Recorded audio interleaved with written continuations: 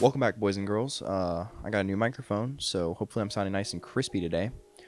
But today's video is about the Pebble Classic. It's a smartwatch that came out in 2013 at a price of just $100. It was one of the most successful Kickstarter campaigns of all time, and it even graced the wrists, the smaller than average size wrists, of Mr. Linus Sebastian of Linus Tech Tips. This success was relatively short-lived because on December 7th, 2016, just 3 years later after the original Pebble came out, Pebble filed for insolvency, which means that they cannot pay off their debts, they just have too much debt. And Fitbit acquired their intellectual property. This really sucked for Pebble fans because the Pebble 2, Pebble Time 2, and Pebble Core were right about to come out, and only the Pebble 2 ever came out because they were acquired by Fitbit. The existing watches were only given about 6 months to live because Fitbit was going to shut down the web services that were required for the watches to work at the end of June of the following year, 2017. But this did not mean the end for Pebble, because a group of former Pebble employees and community members started a project called Rebel. And Rebel is a replacement for the web services that are required for Pebble watches to work. As soon as I heard about Rebel, I joined their Discord server. There's a link in the description if you'd like to check it out. But thanks to these guys, we can now enjoy this 2013 smartwatch in 2018. But the real question is it still good? Was it ever good?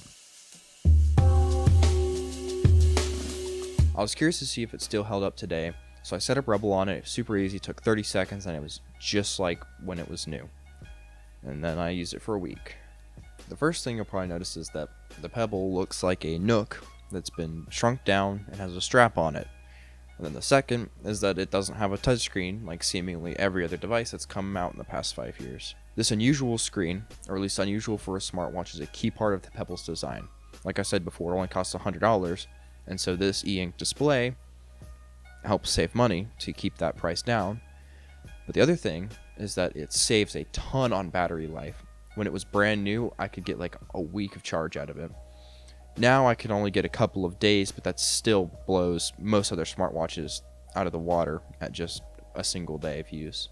And instead of the touchscreen, there are 4 buttons: up, down, select, and back. And the operating system and apps are designed around these 4 buttons, so you really don't need the touchscreen. Speaking of the operating system, it's very simple and easy to use. It starts on the home screen, which is the watch face. You can select it from the app on your phone or on the watch. If you hit the up or down buttons, you can see previous or future events. And if you hit the select button, it opens your app drawer, which you can then use the up and down buttons to scroll through. Then you can hit the back button to return to the watch face at any time. And then when you're on the watch face, the back button turns on the backlight, or you can just flick your wrist. The app selection on the Pebble is pretty good. You've got like Tesla remote control, GoPro remote control, Nest remote control, you have games, there's Misfit, which is very similar to like a Fitbit, gives you that functionality. And pretty much whatever you want, that's within the hardware limitations of the Pebble. However, I don't think that most people use their smartwatches to check Twitter or play games. I think that most people just use it for notifications and simple stuff like controlling your music, which the Pebble is great at.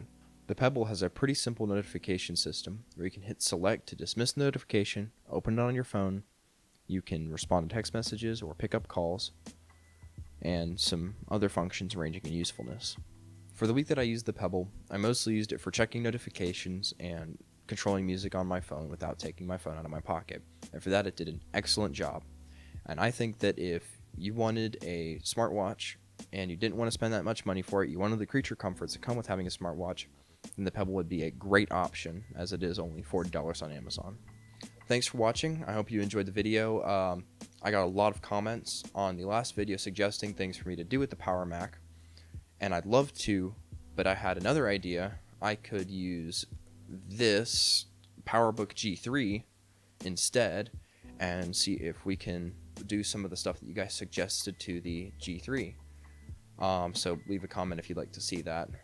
But thanks again for watching, and I'll see you guys later.